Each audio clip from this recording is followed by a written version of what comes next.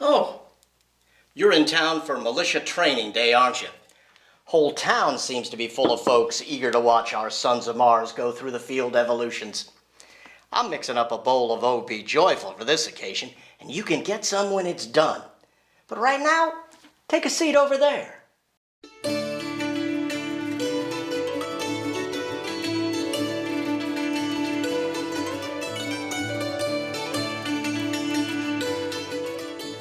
I've never seen so many pretty girls in town at one time. Training day always brings out the rosy-cheeked beauties. And they're all looking for something. Once got and they disappear, leaving you with just one thing. What's that? A wife. What's wrong with that? Nothing. Except that training day goes on for the rest of your life. I saw your Miss Marguerite before coming in today. And she's looking for you. Why aren't you boys stressed out? Frederick, the last time I checked, we weren't deer carcasses. Besides, we're too old. Soldiering can fall to you, young heroes, now. Only one of us is going to get fined for not being out there. That's you, Frederick Goulet. Best march yourself quick time out to that formation. And don't forget your weapon, son. You won't catch Marguerite Owen's eye without it. Got it. Huzzah for the Republic.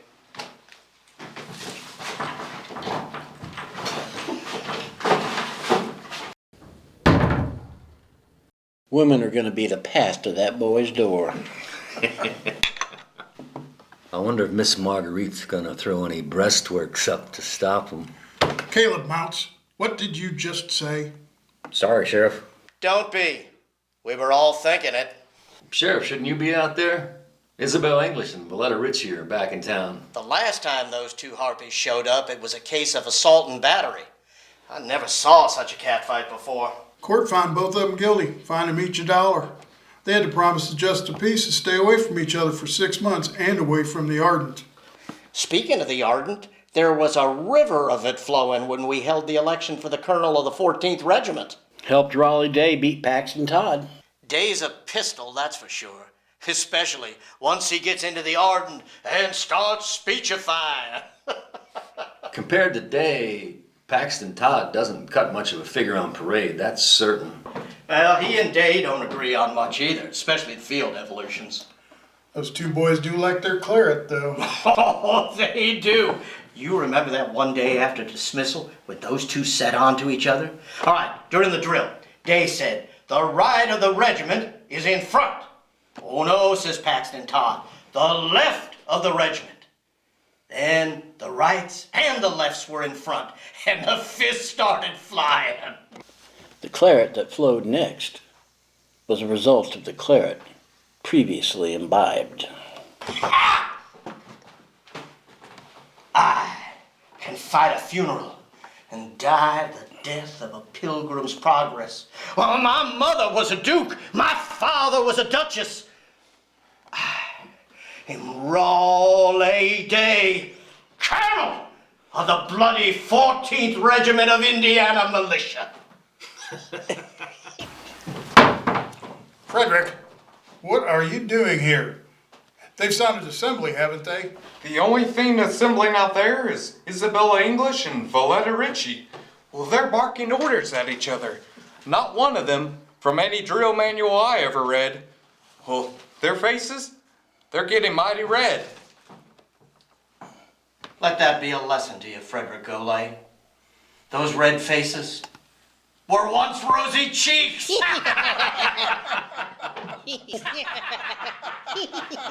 Sheriff, don't you think you should do something? Frederick Goulet, what are you doing in here? I've got the whole company out looking for you. You better get outside and fall in with the company. And don't be making any sparks with Miss Owens on the way out. I won't, Captain. Besides, I forgot my flint.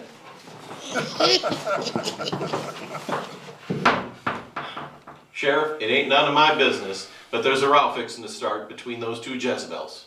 They'll be arrested, they'll be fined, they might as well get their dollar's worth of fun. Sheriff, if you run for governor, you got my vote. Well, thank you. The sergeants are out rounding up the company. I'll have plenty of time to finish this. They're going to visit every tavern in town looking for our errant soldier boy. Look on the bright side, Francis. You could be out there with the Helvetian Artillery Company. Oh, not in this heat. Common sense dictates the uniform. Those bombardiers have their uniforms buttoned up the throat. Ah, but the bearskin hats that they wear are mighty eye-catching. It adds a foot or more to their height. For that reason alone, you ought to think about joining up again. I'll remember that, Philo, the next time it comes to pour you a drink. It'll give new meaning to selling by the smalls. He's already cornered that part of the market. Captain, the company's formed and ready. The first sergeant sent me to come and get you. I only had to stop at one tavern to find the boys. Boys are getting lax in their old age. Yeah. To let you know, I passed those women on the way here. It's beyond yelling threats now. I guess $1 doesn't buy as much as it used to with regard to those two. And to let you gents know, after organizing the company, I proposed to Miss Owens. She said yes. Must have been the side of your cornstalk that did it. Works every time. The cornstalk militia. We're awful fond of assaulting those breastworks. And carrying them too. Frederick ought to be in the light infantry as rapidly as he's moving. The thing is, with light infantry, they don't hold positions for long. They're always looking to secure the next, so to speak. Sheriff Siebenthal, he arrested those two harpies and he brought them before the justice of the peace, and who did they get more than $1's worth this time? And I imagine at any moment, Colonel Day is going to be bellowing for the regiment to move forward in quick time, with the right in front, with Lieutenant Colonel Paxton W. Todd in the rear, trying to countermand that order. It all starts once those Helvetians let loose with their first round, and I am going to wager you have never seen artillery handled with such skill as the Helvetian artillery under Captain DeFore. The American soldier is the breastwork of freedom and the guarantor of this republic. When those boys are dismissed from drill, make sure you go up to them, take them by the hand, and tell them thank you. A simple thank you is worth more than all the treasures of King Solomon's mines. To the Republic.